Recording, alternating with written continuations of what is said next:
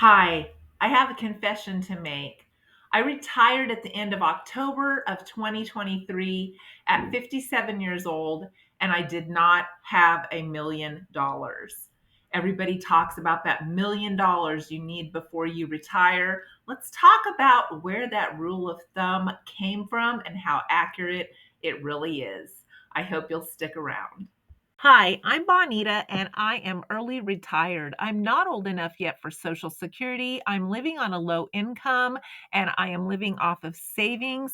I live in Kansas on a farm and I have a donkey. This is Brownie. I have frugal videos all year round, and I hope that you will join me this year as we share ways to save money and live our dreams. What if I told you that early retirement is more about how much you spend than how much you have?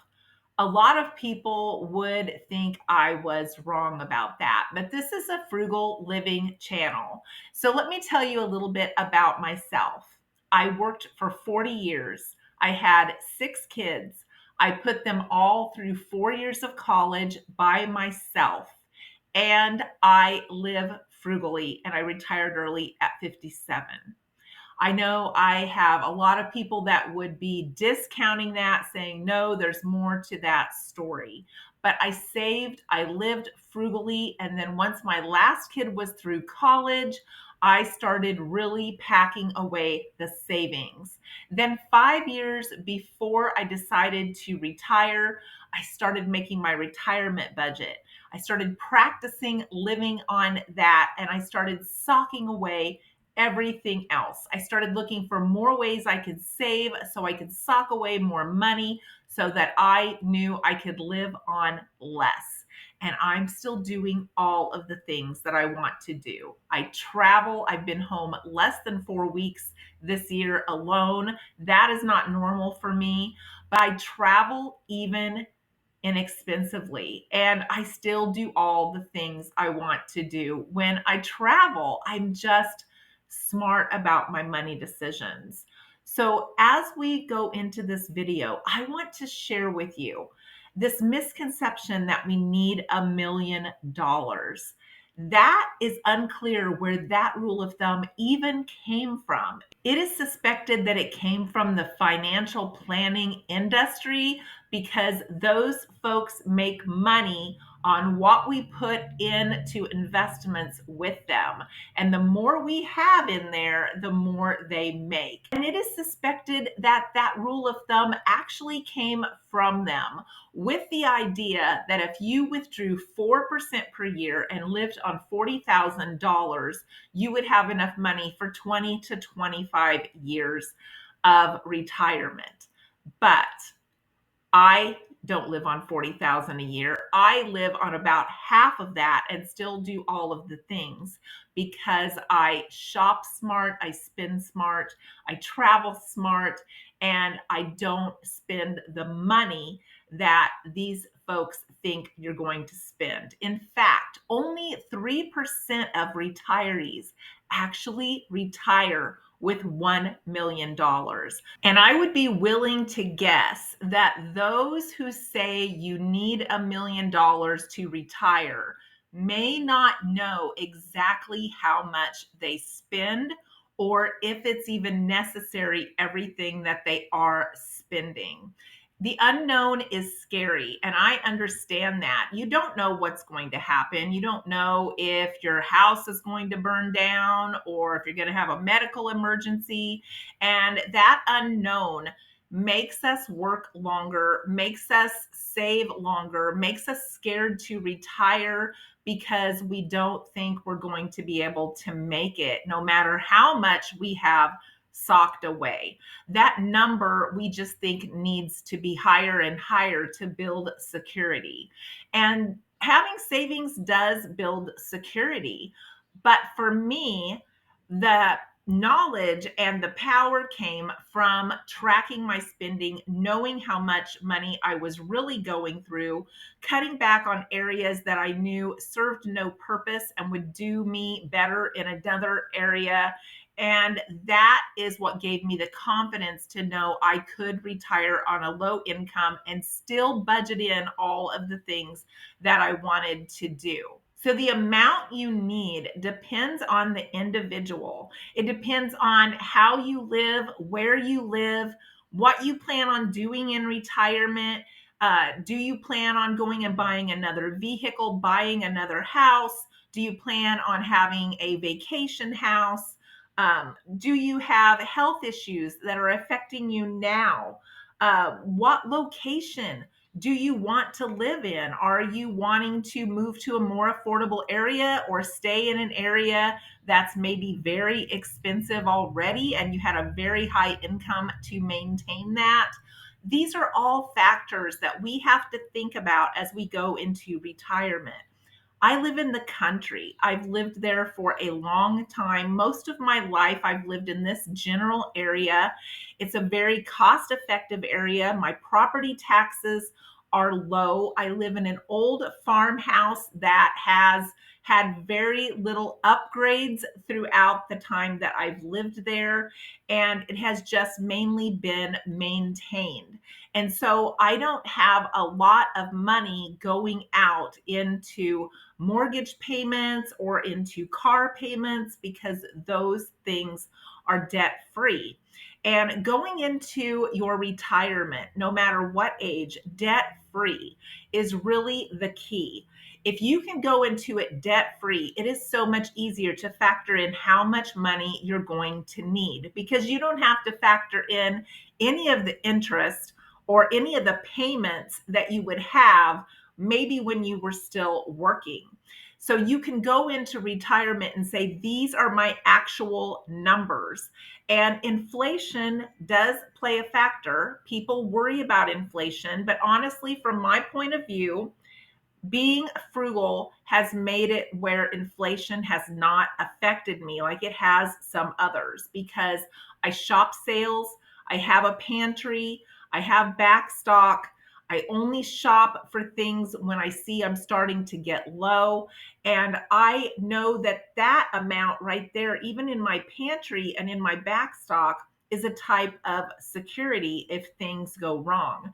If prices jump up on something, I can get by until they come back down or until I figure out what else I can do while those prices are high. Sometimes the prices go up, they don't really come down.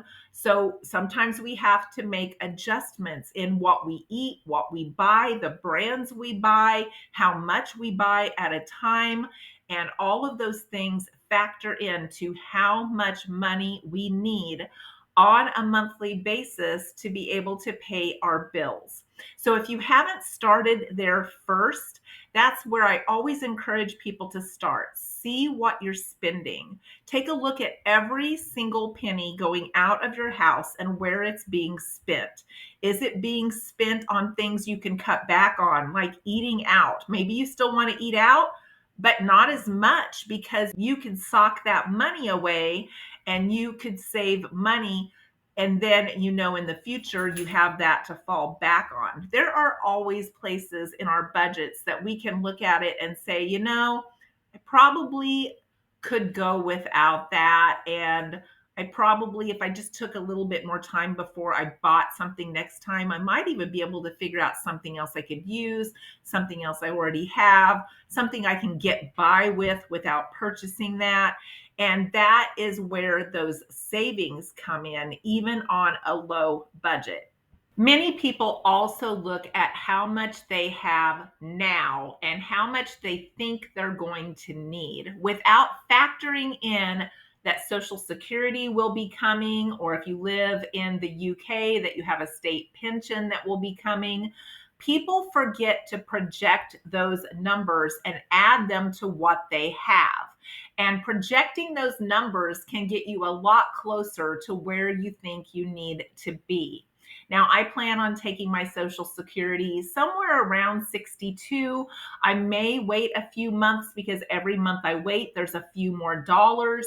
It'll just depend on where I'm at financially when I hit 62. Who knows? I may be so excited, I may just sign up right ahead of time and be getting it like the month after I turn 62. And that $1 million dollars that everybody says you need to have, remember, only 3.2% of people even have that when they retire. So that's like a pie in the sky kind of dream. And if you jump over a million, 0.1% has more than $1 million. So that really gives you a good perspective of what us normal average people are living on when we go into retirement. I've even recently had people ask me, how much do I need?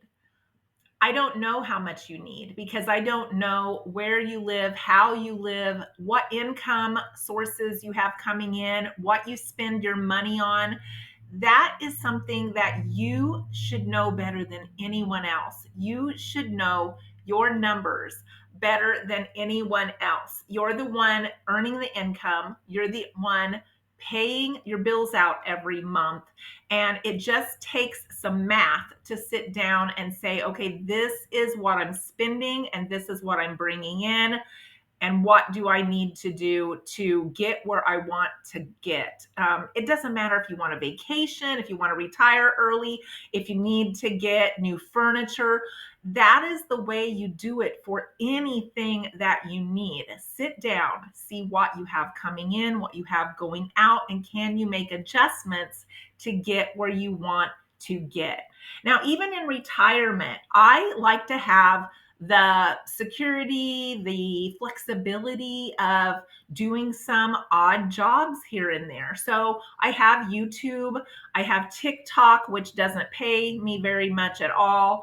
I have the election board. I do that every time there's an election, and I supervise a poll location for some extra cash. I work at the state fair for 10 days every year. These are things I love to do that are fun, that bring me in some extra cash. I've also talked about the mystery shopping that I do, and I have kicked that up a notch since my income went down last month. I have kicked that up and I've started doing more mystery shopping, but I enjoy it. It brings in extra cash, extra food. It gives me a variety in my day to day life without doing a 9 to 5. There are so many things you can do to supplement your income. But if you have regular income sources that are coming in, that will continue to come in after you retire, including interest, you want to write that down. Write down all of your income sources. Those may fluctuate based on interest in the economy, but all of those are potential income sources that you can factor into a certain degree when you decide to quit your job. So all of these things go together. And when you start working on this, you get really excited. I got so excited to try living on my retirement budget because I knew that was one of the last steps I had before putting in my notice. I knew if I could do this, if I could make it work, if I could still feel comfortable and feel like I could make my bills every month and stay ahead of my bills, that I was almost there. And it kicked me in high, wanting to save and wanting to make plans on what I could do once I had free time. I'm all about the freedom. I worked 40 years. I figured up the other day, just between having my first kid and my last kid graduating high school, that was 34 years of raising kids just in my home, not to mention all the years that I put them through college in addition to that. And I usually had two in college at a time, making monthly payments that were a huge amount of my paycheck. And then I lived on what was left. And we ate very frugally. We cooked very frugally. I remember at one time I had 5 kids at home. There were 2 adults, and our budget for food was $300 a month for 7 of us. And I know that was a while back, but still, $300 was a big part of our income because I was making about $9 an hour at that time. That was before I became a nursing home administrator. And when I became a nursing home administrator and I had to take that test, the federal test cost $300. And I was scared to death. I was like, if I fail this, I've lost our grocery money with no hope of making more money in my life. And my goal was to get graduated, get my license, and get a good paying job before my first one started college so that I could take my extra income and pay for her to go to school. That was important to me. Schooling was always stressed in our household. My dad dropped out in the 10th grade. My mom was a high school graduate. So college for them was something very special that hardly anybody got to do. And it was important to them that we were educated and able to have a better life than them. I think everybody wants that for their kids. So that is how I started on this journey, being able to pay for my kids' college. I went back to college. I spent 4 years getting the last 2 years of my bachelor's degree. I already had a junior college degree. I went to community college to save money. And then I took that education, got my license, and became a nursing home administrator. And then that's where my career was at, that I was able to then pay for all of my kids to go to college out of my paycheck. So there are always ways to inspire yourself to get where you want to get. If someone would have told me back when I was 17, when I had my first kid, that I was going to have 6 kids and that I was going to pay for all of them to go to 4 years of college, I couldn't have seen it then. I couldn't have seen it. And now looking back, I'm like, I did it and it was so worth it. Every penny. I would do it again. They all are successful. They're all able to take care of themselves. And that's what I wanted for them. I wanted them to have a secure future. If someone would have told me while I was paying for 2 kids at a time to go to college that at some point I would be able to retire early after putting out all of this money and most of my paychecks for schooling, I would have thought it wouldn't have been possible. But determination and the desire to make things happen and see them through, and the planning process of doing that so that you can actually see your dreams come true, they make all the difference. What is that old saying? Can't, never did anything for won't, or something like that. If we sit around and we think, I'm never going to be able to retire, I'm never going to be able to afford to retire, we're always going to think that way until we put that pencil to paper and we see what is possible and what do we need to do to get there. I hope these videos motivate you, inspire you to have the best life that you can. I wish that for all of you. I'm so thankful that you all join me and listen to me every week. I have videos on Monday, Wednesday, and Friday. Once in a great while, they deviate. If I mess up the posting like I did the other day, it came out on Tuesday instead of Wednesday. But I appreciate you all tuning in. I appreciate the fact that you think I have something to offer that may help all of you. And I really hope to see you in the future.